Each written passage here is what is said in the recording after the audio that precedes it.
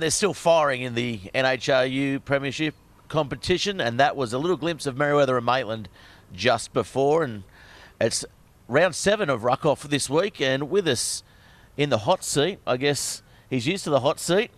He's been around the traps for quite a time. Jimmy Gardner, how are you, Jimmy? Mate, pleasure to be here. You've put the weather on for me. Nice and freezing winter's day, which we haven't seen too much of this weekend, so got that real rugby feel about it. Yeah, I've got a bit of the flu, so I know that we're deep in rugby season, so I won't get too close to you, mate. I don't want you too close to me at any stage, just politely. Flu or no flu. Of course, you know, stranger to Bar TV, calling, I guess it's the grand final replay this week. You had the pleasure of calling the game last year, did a great job for Bar TV, of course. How was that game called for you? Oh, mate, it was I wouldn't say it was the best grand final I've seen, but it was certainly one of the most gripping and intense. You tend to find in those big games when they're built up, so much built up around it, sometimes they flatten out a little. It was certainly tough. It was rugged.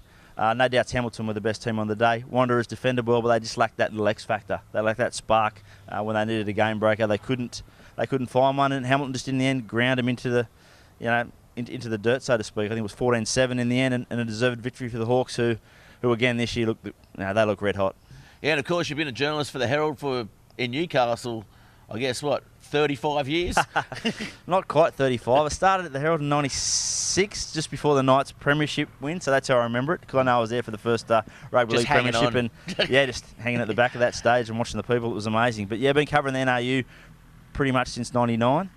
Seen some amazing games in that time. It was when the Wildfires first came back to the local comp, which really strengthened it. And then again now, I think we've seen another wave of talent coming through. It's ebbed and flowed. But, some of the individuals we've seen, some of the teams we've seen. I missed the Singleton team of 95 to 97. I only spoke to Anthony Partridge yesterday. They're having their big 50th anniversary, and they're naming teams of the generation and picking that all-best team over 50 years from Singleton. Geez, I wouldn't like that job, but they're continuing to do wonderful things up there. Maitland are doing wonderful things. This facility we've got here, Wanderers, now out at Southern Beaches there, getting their act together. So it's really progressing Newcastle Rugby, and it has to, because there's so much more competition now from other sports. Well, of course, you mentioned the Singleton side just then. I saw the article in the paper today picking the best halfbacks of all time. That's a hard task. There's four Wallabies in that? Four guys that have represented Australia at some level. Yeah, 2 Wallabies in obviously Steve Merrick, who everyone knows about. Josh Valentine, who sometimes is forgotten, but he played with Singleton when he was 16 or 17. Still playing in France. Played in white boots and played outside Stevie Merrick for a lot of that time. Then, of course, Tim Rapp came through. He probably had more of his career here at the Wildfires and then down in Sydney. He played for the Waratahs.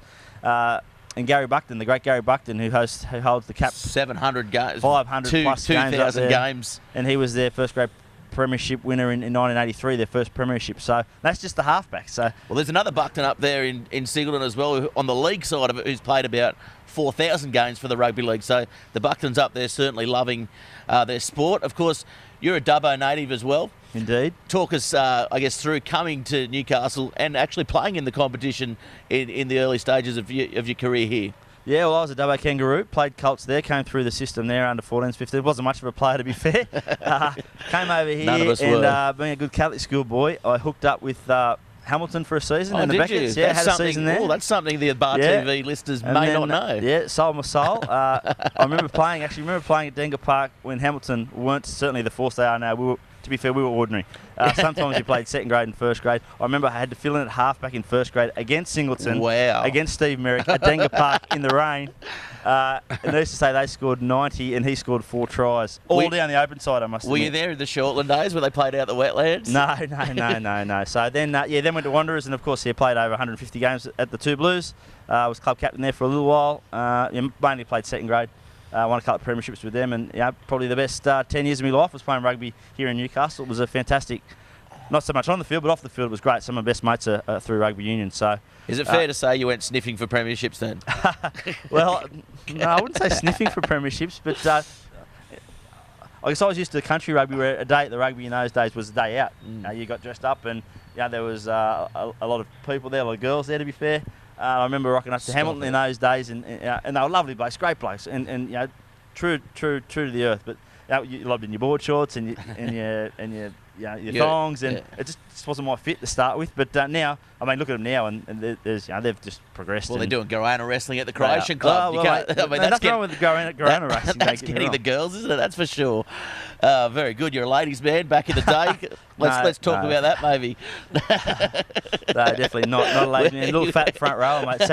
Sat in the corner of the Bardering and Schooners was pretty much my my night life. I remember one game. I think it was a third grade game, and you attacked me. You tried to take my head off. So you're a fiery player back in your day too. I think you may have put that in the Herald or something along those lines when I dropped the ball. Anything like that gets under the skin. Yeah, didn't like that.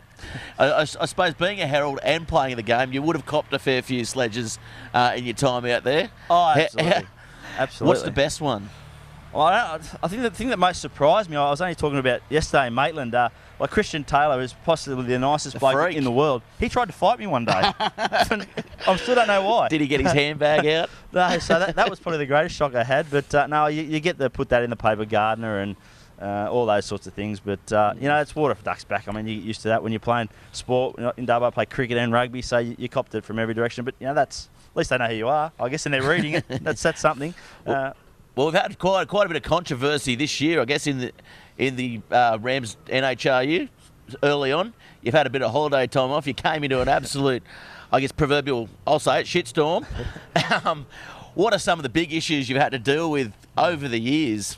Oh, for doubt, without doubt, the biggest one was when East were relegated from Premier Rugby back in 2008. That divided the community, divided the rugby. Certainly the rugby fraternity, it went to the ultimate lengths of going to Supreme Court. That was very nasty at times. There's been some send-offs and ugly incidents with eye gouging and king hits and those sorts of things. But certainly, without a doubt, the East being relegated was certainly the longest and the most dramatic and the most, I guess, divisive decision made. I've always been an advocate for, I think Newcastle Rugby Union doesn't need 10 teams. I think it should be an 18 competition. That was another one that I sort of, while I didn't get terribly involved in, I sort of expressed my opinion on that. I just think that... push the barrow, so to speak. Yeah, I just think we should be trying to get better rather than just broaden our footprint, so to speak. I guess speaking about getting better in the competition, the player point system, I know it's something that you're either not for or against. I'm a big believer of bringing in as many players as you can to make the competition better, stronger, and more people want to come to the community and get involved in rugby. I agree with you 100%. And I think nowadays the clubs are a bit more savvy. They don't just bring guys in off a resume. They do their research, they do their network. They're generally looking for guys that aren't just good rugby players, but they can bring something to your club. Whether they're playing third grade or first grade, they can add a bit of culture, they can bring new experiences. I think that's great, as long as there's still the avenue there for local kids to come through. And again, the clubs have to get better at that. They have to get better at not saying, why, rather than go, players are leaving us to go to another club. They've got to say, what do we need to do to get those players to stay? If that means getting a couple of imports in that are quality people that have played at a higher level, I'm all for it. Yeah, definitely. I'm all for it as well. We're going to have a little bit of a round preview now, a round review, of last week. Of course, you're out and about for the Herald out there. What are some of the things that caught your eye last week? We'll start off, I guess, with the Hamilton Hawks. Nelson Bay, big score out there at Hamilton. Well, as I said, the Hamilton juggernaut just rolls on. They had 9 first graders out, 9 regulars out, including 6 country players last week, and they didn't miss a beat. Well, we can see the vision here as well, and I tell you what, they look pretty good, don't they? It's pretty much nearly their second grade side. Bubba Coleman was away as well in the country camp, and you can just see here how well they're playing. Yeah, and they can still afford to have someone like Sever Rockabara. They bring Paddy Kilmurray in. They've got Ivan Walkley there. It just rolls on and on and on. They've still got Pete Bakarich. They are really a force, not just in their top grade, but they've really, Scott Coleman has identified that depth is the key to winning premierships and winning multiple premierships, and they've got the platform there to again possibly go all the way again. The next match we're looking at here is Southern Beaches, Singleton. Southern Beaches want a challenge for that top 5 spot, but I don't think they're quite there at the moment. And Singleton, they did pretty well to get back in this game. I think Singleton are going to be when I say the big improvers, I think you'll see from the first couple of rounds when they're getting beat by 80, now they're getting it down to about 15. I think they're going to be competitive for the rest of the year. I think they'll win probably 3 games this year, maybe. Yeah, they'll certainly at least cause one upset. Southern Beaches, when you got the 3 Delors in there, they're a force to be reckoned with. I'm not sure that Bartala Lever played last week. I think he was away watching his young boy, who's a young player on the rise. He captained the under 12. I know he's going so well too, isn't he? Yeah, and a special shout out to all those Hunter teams as well that came home with some country championships, 14s right down to 12s, I think. Excuse me. Sorry, yeah, 12s, 13s, 14s one, and he's in the CHS under 12s team too. So they just need that little bit X factor, I think, in the forwards, Southern Beaches, and they're one of those teams that there's 5 or 6 of them that are going to be fighting for that 5th spot. Well, Waratahs versus Lake Macquarie was very physical, 32-15 the score. I expected a little bit more from Lake Macquarie, and Waratahs, with these new imports they've got, they look pretty good. Wow, it's Jan Lutz. Thank you very much. Wow. 3 tries on debut and sets the other one up. Yeah. And then his mate, halfback from Wales, comes on and provides the kick over the top for the third one. They're going to be the big improvers. You look at, they've got Brendan Jackson and Dylan Hines to come back in the next 2 weeks. That's going to start winning them some front foot ball, some quality ball, and now they've got a back line that can score some points, as we've seen. But yeah, Tian Lutz, wow, what a player. What a and freak. The halfback, he looks pretty good, don't doesn't worry he? about the halfback as well. I mean, he was in the under-20s Welsh team? under-20s squad for the Six Nations earlier this year. So yeah, they know how to sniff out a player, Waratah. That's one thing I'll give them. And these are the type of the imports I'm talking about. These are the type that you want. Young guys that are here to further themselves, and they just add a new dimension to the competition. It'll be interesting to see if he goes back for that World 20s tournament over in Manchester this year as well, Davies. Yeah, haven't had a chance to speak to him yet, so I'm not sure whether he's just on the peripherals or that squad and was called in for 1 or 2 games, or whether he's one of their leaders. Well, they beat him tough out at Colwyn Bay anyway, and Wanderers went to Newcastle University. I tell you, Wanderers, they had a few players out with that country training camp, but they don't look as effective as what they were towards the back end of last year. No, they've lost a couple of players. I guess Andrew Tuala takes a lot of strike power from around that ruck area. Cal McDonald's hurt his foot. He's going to be out for 4 or 5 weeks, and they miss those country players. So you take that out of any team, it's going to disrupt their rhythm. I still think they're going to be one of the top 2 teams. Dan Kevill comes back. He's going to add a new dimension to them. But University, they've been the disappointment for mine. Did Dan Kevill play last week? He did, yeah. They've been the as you can see on the vision here. I expected them to be, after finishing 5th last year, expected them to take another step, but they just haven't handled it. Yeah, very good in the feature match last week. Merewether Carlton versus Maitland. It was a very tough, tight affair. Couple of sim binnings, sort of discipline let the Merewether Carlton side down. Merewether Carlton also had a few players out, I guess, but no excuses. Maitland, again, looked like a pretty strong force this year. Top 3. Oh, absolutely. Top 4 at least. The top 4 have really stood out now. There's going to be that battle for 5th, which I think Waratah will be the ones that emerge, or potentially Southern Beaches. But yeah, the Greens, without Jay Strawn, without Rapini Mason and Rob Richardson, that's the core of your back line. Yeah, Maitland just keep better and better. I think Nick Davidson has even taken his game to another level. I think Michael Howes coming back has done that. That's forced him to take to another level. And Mick Hickling and Ryan McCormack have them fire. I mean, I think they connect with them. Yeah, that's right. Maitland have always threatened to do this. They've always had the core of players there, but they just, for mine, have been underwhelming. But they've been rebuilding since 2010, and this could be the year where they do something special like they did in 2010. Not predicted at the start of the year, I guess, to go all the way, and they did go all the way and nearly won that grand final as well. Yeah, come from 4th, and I think they were trailing 30-0 in the grand final and got back to 34-30, so a lot to like about them. Well, we had a good chance after the match out there at Townsend Oval. We'll have a chat with the Dust Hunt House player of the match, Jai Estetheo. He's playing unbelievably at the moment, and here's what he had to say.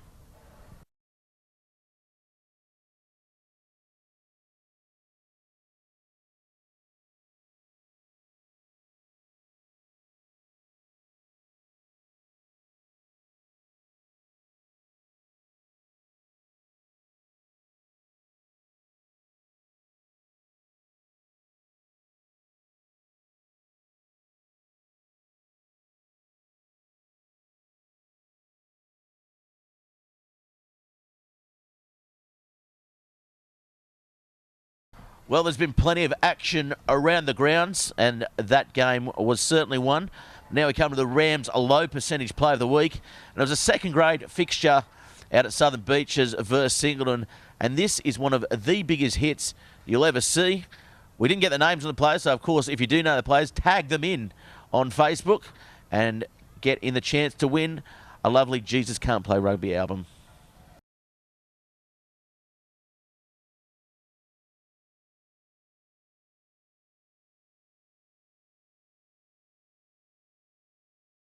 Yeah, and that was a massive hit, and it took him about 5 minutes to get up there, Jimmy. Buried. I'd be still there. I'd be digging a hole and not getting out. I've dug plenty of holes and not got out of them in the past, especially around Newcastle. I said that's just out at night, mate. Yeah. Well, not at night, early morning. They tell me you're harder to get out than Bradman nowadays. Yeah, I don't get out much. That's the price you pay, isn't it? It is indeed. Now let's get on to this round. Yeah, sorry, we'll get on to the round. The round preview here. We're having lots of fun on Ruck Off today. Who would you like to tell to get rucked, by the way? I'll put it on you right now.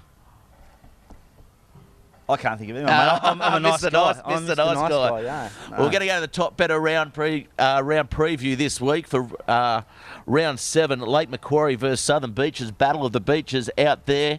It's going to be a tough match, and I tell you what, it's going to be physical, and both sides will come to play. Yeah, there'll be some feeling in this one, no doubt. Obviously, the history with half of Southern Beaches joining. What are your thoughts Tim on that? at Lake Macquarie. I think that's rugby. You can't keep them. You can't keep them all, and some will follow a coach, some will stay with the club. And they went that way. I think this will be a brutal contest, but just the class of the Delors and Bartel level will be up for this one. Yeah, it'd be interesting to see how they play. And, playing Lake Macquarie through the middle isn't the way to go. They play a little bit wider when the Delors are in. It'll be interesting to see. I know Michael Delors, he's away at the moment at Hamilton Island, so I don't know if he'll be back for the game. Well, that'll bring Lake Macquarie back in. I haven't had a real good look at Lake Macquarie as yet, unfortunately. They're threatening. But they've got some class there. I've got them in the Junior 2-0.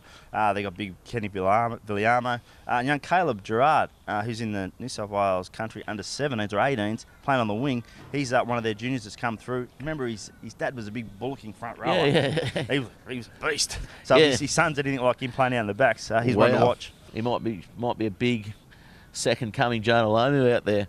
I tell you what, though, it's typical of a Tim Chidgey coach side, though, isn't it? They peak at the end of the season. Exactly. They'll work their way into it. Their fitness is probably still a little bit down. They're still working out combinations. They're still getting used to each other. But anyone that goes to Disneyland will certainly be in for a tough day. Yeah, definitely. And interesting note, Todd Loudon, he's out helping Johan Lurens as well, which is a good thing for Southern Beaches too. Yeah, absolutely. I mean, Todd's got a wealth of knowledge, and the more people he can spread it to, the better.